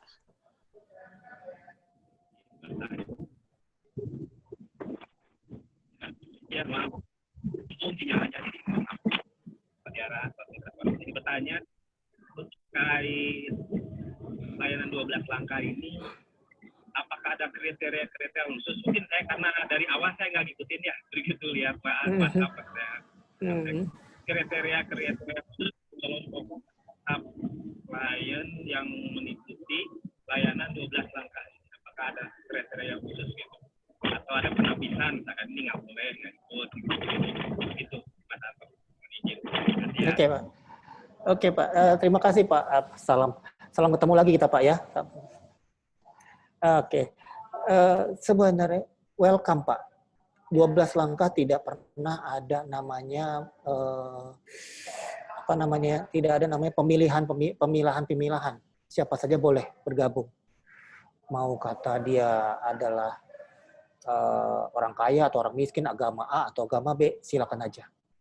Asalkan tidak mengganggu secara keseluruhannya. Kalau mengganggu keseluruhan, contohnya misalkan, kalau dia sudah jualan itu kan nggak mungkin. Sudah tidak diizinkan. Nah, kalau udah nggak diizinkan, dia justru kita nggak boleh ada di kelompok itu. Tetapi bukan artinya kita buang. Tetapi kita sarankan untuk ke kelompok yang lain. Misalkan, dia jualan di kelompok kita misalkan Pak ya. Terus kita tahu nih, dan besok-besok dia ada partnernya di situ, kan nggak mungkin. Partnernya ketakutan. Dan kita akan merujuk dia ke tempat yang lain lagi. Itu ada kelompok lagi di sana, kamu di sana aja dulu. Jangan ada di tempat kita, karena ada satu temannya yang nggak nyaman. Jadi kita istilahnya tidak membuang, tapi kita merujuk ke tempat yang lain lagi. Jadi istilahnya tidak ada kriteria khusus untuk mesti harus begini, harus begitu, nggak ada, karena nggak ada janji. Karena ini bersifatnya gratis soalnya. Itu Pak. Iya, bagaimana Pak? Sudah jelas atau ada yang mau ditanyain lagi? Mumpung kita masih bisa sharing di sini ya. Memang intinya ini nyambung, tapi pada dasarnya saya ngambil itu bisa memahami lah. Terima kasih. Sama-sama Pak. Sama-sama Pak. Iya. Terima kasih. Sambil jalan. Terima kasih Bapak dari BNN Cianjur atas pertanyaannya juga. Di sini ada ternyata ada lagi yang nanya dari M. Febriansyah, Yayasan Pancabudi Mulia Om. Di sini bertanya, selamat siang Bro, katanya mau bertanya, sponsor itu diutamakan kepada seseorang yang sudah menjalani 12 langkah, apa yang menjadi validasi seseorang tersebut sudah menjadi 12 langkah, katanya. Terima kasih Bro. Gitu. Oke, terima kasih buat siapa? Mas Febri ya dari Febriansyah Yayasan Budi Mulya. Oke. Ini menarik nih. Jadi gini, memang tidak ada validasi yang jelas. Tidak ada validasi yang jelas ya. Tetapi kita bisa melihat seseorang itu berubah dari perilaku dan sikapnya. Apalagi pada saat dia berbicara, kita sudah bisa melihatnya. Apakah orang ini berbicaranya melalui egonya atau tidak. Apabila orang ini tidak bicara melalui egonya, berarti kita sudah tahu bahwa dia sudah mengerjakan 12 langkah di dalam prinsipnya. Mana tuh prinsipnya? Di langkah berapa tuh yang saya bilang humility. Rendah hatinya. Tapi kalau masih songong, sombong, masih bicara tentang egonya, wah gue tuh begini. Pada saat dia ngatakan gue tuh begini, atau lo harus begini, pada saat penekanan lo harus begini, itu berarti kan udah ego yang muncul. Itulah kalau buat saya sih ngeliatnya. Jadi kalau dia bilang, sebaiknya Anda melakukan ini, itu lebih pas. Berarti saya melihatnya bahwa ini orang mengerjakan program nih. Ya apalagi kelihatan bedanya. Orang-orang yang menjalani 12 langkah itu kelihatan bedanya. Ngomongnya semuanya dari hati. Dan ya karena memang mereka mendapatkan itu dari pendahulu-pendahulunya seperti itu. Ya itulah siapa? Mas Febri ya? Makasih juga Mas Febri. Makasih Om Anto sudah jawab. Mas Febri bagaimana? Sudah jelas mungkin atau mau bertanya langsung? Mas Febrinya udah jelas juga jawaban dari Om Antonya. Udah, thanks ya bro katanya. Udah, makasih katanya Om Anto kata. Siap. Febriansyahnya. Di sini kita masih ada waktu sekitar ya 20 menitan lagi. Teman-teman mungkin yang masih mau bertanya atau sharing juga mengenai gimana ya dengan kliennya seperti apa, ingin mencoba juga menerapkan teknik 12 langkah, kita bisa sharing sama Om Anto yang masih ada di ruangan ini. Boleh kalau mau bertanya langsung aja dibuka mikrofonnya atau mengetik di kolom chat kayak gitu. Di sini banyak juga teman yang hadir. Ini ada 39. Ada yang bertanya. Oh ya, silakan Om George ya. Enggak. Ya, ini gue saya cuma menambahkan sedikit, boleh atau ya? Mangga, silakan bro. Mangga, iya. Gini, buat teman-teman yang lain, sebenarnya NE itu kekuatannya adalah dari sharing. Jadi ada istilah di dalam NE itu the power of sharing, di mana kita saling dalam sharing itu satu sama lain bisa saling menguatkan. Itu dari pengalaman masing-masing pribadi yang ada di situ,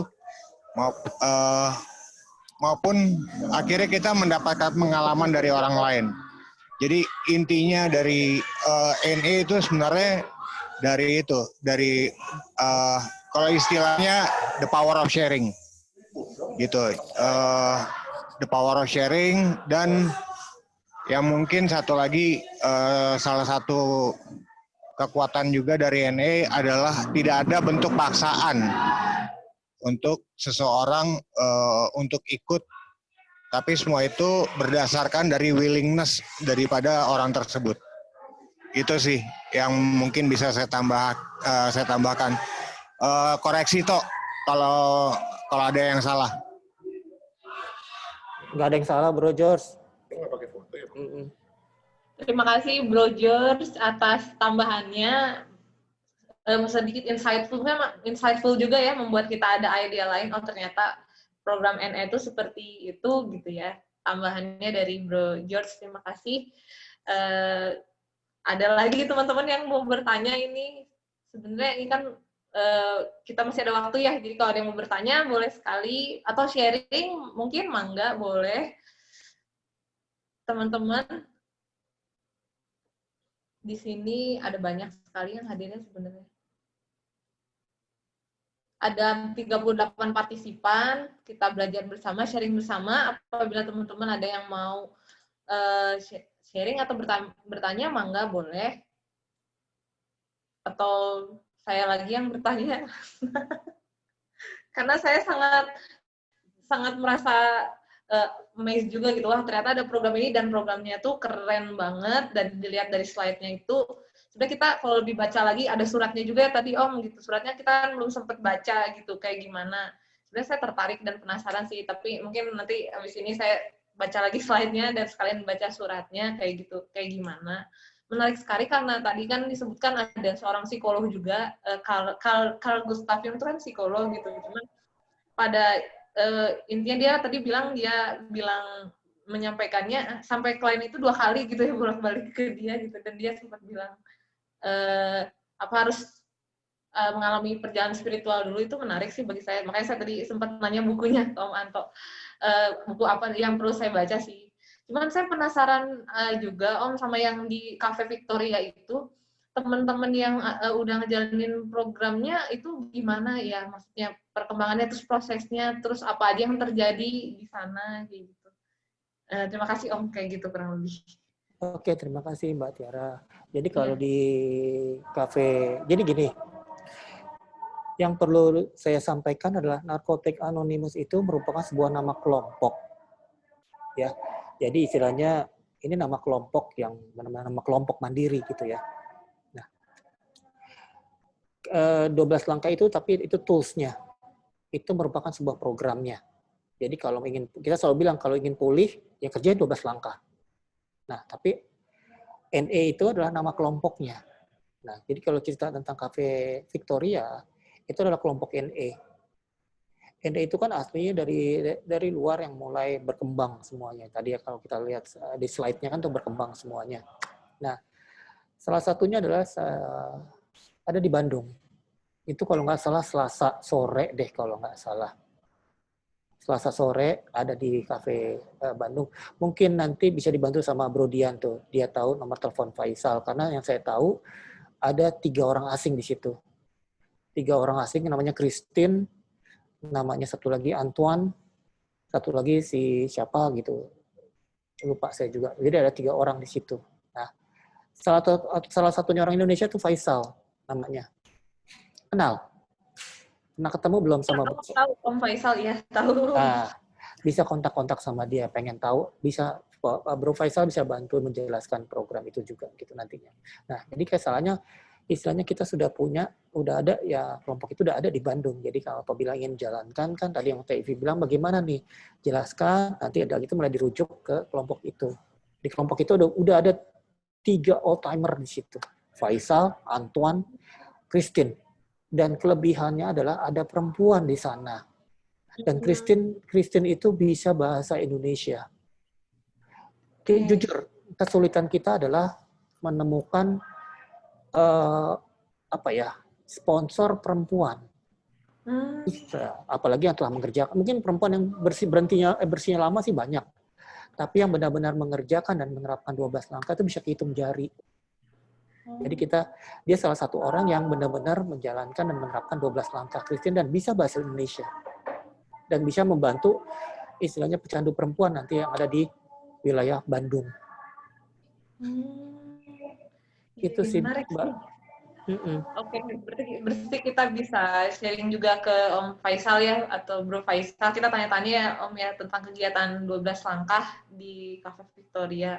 Ya. Gitu. Makasih Om jawabannya. Ya, sama. Teman-teman, kita masih ada waktu 15 menitan lagi. Mungkin apabila ada yang masih ingin ditanyakan atau misalkan di-sharingkan juga boleh gitu kan. Teman-teman di sini ada yang mungkin di rumah sakit, ada yang mungkin di KM atau IP, mungkin pengalamannya dengan pasien atau kliennya masing-masing, mungkin mau sharing atau bertanya, boleh banget. Kayak gitu, mumpung kita di sini masih ada waktu dan masih ada kesempatan juga, dipersilakan boleh kepada teman-teman. Untuk materi, jangan khawatir, nanti kami dari admin dan panitia akan men-sharingkannya melalui email, kayak gitu. Jangan lupa, mau mengingatkan, boleh diisi form presensinya untuk peserta, juga itu udah di-share juga di kolom chat buat evaluasinya, juga mohon diisi kepada teman-teman semua yang hadir di ruangan ini, kayak gitu. Mungkin sebelum saya tutup nih, dari panitia katanya kalau nggak ada yang mau bertanya lagi, kita tutup aja. Ada yang mau bertanya lagi mungkin atau sharing? Teman-teman semua di sini? Atau mungkin Om Anto bisa kayak kasih kesimpulan gitu atau merangkum semuanya atau tips and trick mungkin boleh sebelum Tutup ya. Ya, thank you. Makasih ya. Anda. Makasih. Oke. Program 12 langkah itu merupakan sebuah program yang ini intinya adalah gini. Kalau kita melihat lagi dua-duanya ada dua orang ini adalah bukan orang profesional tetapi mereka berkumpul, mereka bisa membantu lainnya sehingga lihat sampai sekarang.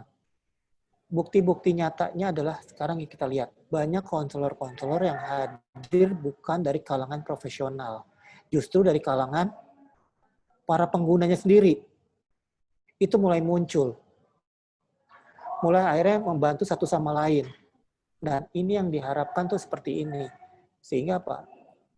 Kalau dulu kita mengatakan yang lebih memahami pecandu adalah pecandu. Bukan arti kita menyisihkan mereka juga, enggak. Tetapi mulai ditangani oleh bukan para profesional. Justru mulai tumbuh lagi nih. Nah, yang diharapkan adalah nilai terapeutik ini nih yang tetap dijalankan. Karena nanti yang saya sempat sampaikan bahwa ini akan berlaku buat dirawat jalan. Dari pecandu ke pecandu, dari pecandu membantu pecandu lainnya. Dan itu akan terus-menerus gitu. Dan yang sangat bagusnya lagi nih program ini adalah program gratis, tidak dipungut biaya sama sekali dan sangat membantu. Itulah kesimpulan saya bahwa ini program adalah program dukungan pertama di dunia dan ini sampai sekarang masih berjalan. Oke. Itu aja sih. Ya. Terima kasih Mas Anto. Terima kasih Bro Dian. Tutupannya dan saya mengingatkan kembali bahwa besok masih ada BIMTEK lanjutkan dengan topik WHO KOL yang masih dipimpin oleh Pak Wirianto Rahman di jam 13.30. Terima kasih banyak. Billahi taufiq wal hidayah. Assalamualaikum warahmatullahi wabarakatuh. Terima kasih. Waalaikumsalam warahmatullahi wabarakatuh. Terima kasih Bro Anto. Semangat. Sama-sama Bro. Iya, sebentar untuk pada peserta, saya mau ngambil dokumentasi dulu. Boleh dibuka kameranya mungkin, rapi-rapi dulu, supaya cantik, supaya ganteng. Kita foto bersama dulu ya, teman-teman. Oke, ada 2 slide di sini, slide pertama dan slide kedua ya, teman-teman. Saya akan ambil dulu dari yang slide pertama. Ayo lihat ke kamera yang rapi. Ya, udah buka nih, Yayasan Grafik ini belum. Yayasan Prama masih menutup kameranya. Yang lain juga. Ini slide pertama dulu ya, teman-teman. Saya akan ambil fotonya. Bersiap lihat ke kamera. 3, 2, 1. Oke. Bentar ya, teman-teman. Kemudian saya akan mengambil foto untuk slide yang kedua. Kayak gitu, teman-teman. Teman-teman di slide kedua, mohon bersiap melihat ke arah kamera. Ya, udah cantik, udah ganteng semuanya ini. Oke. 3, 2, 1. Oke. Terima kasih teman-teman semua sudah diambil dokumentasinya. Sekali lagi terima kasih kepada Mbak Tiara. Ya. Mbak Tiara, sesi hari ini bakal ada di YouTube nggak kira-kira? Iya, bakal ada di YouTube. Jadi teman-teman sesi hari ini kalau yang nggak ikut, kita bisa lihat dan tonton di YouTube juga, bisa diulang lagi, bisa sambil belajar lagi, ada di YouTube. Jadi jangan khawatir, di-subscribe juga YouTube-nya Rehabilitasi Jabar, nanti saya share-lah di email kayak gitu. Makasih sekali lagi Om Anto, makasih teman-teman semua yang udah hadir, makasih juga teman-teman panitia, jangan lupa diisi form presensi untuk daftar hadir peserta dan evaluasi untuk peserta, juga form yang saya sharekan langsung ke fasilitator. Mohon diisi. Terima kasih. Mudah-mudahan bermanfaat sesi hari ini. Materi dan yang lain-lainnya akan saya kirimkan via email. Seperti itu. Dan juga sesi hari ini akan ada di YouTube channel Rehabilitasi Jabar. Makasih semuanya. Kalau yang udah mengisi form, boleh meninggalkan ruangan. Makasih juga kepada Om Anto. Sampai jumpa di besok jam 1 ya. Jangan lupa dicatat teman-teman dan datang lagi. Terima kasih. Terima kasih.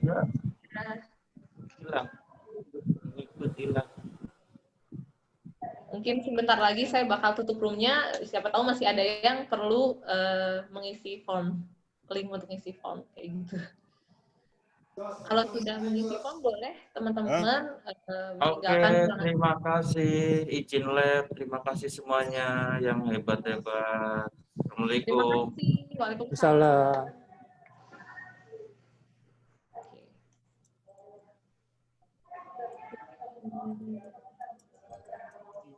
Terima kasih. Mohon Terima maaf. kasih Pak Anto. Sama-sama, terima kasih semuanya. Makasih Ibu. Ya, ya nanti kalau ada yang pengen saya tanyain, saya japri nggak apa-apa ya Pak Anto ya? Nggak apa-apa Bu, mangga silakan Bu, silakan. Terima Ya. kasih Pak. Sama-sama Ibu. Waalaikumsalam. Yap. Iya, mangga. Terima kasih. Terima kasih. Baik, sudah berkurang, mungkin sudah pada ngisi ya. Terima kasih Om Anto dan semuanya. Saya akan izin masuk ruangan ya. Terima kasih. Terima kasih. Ya.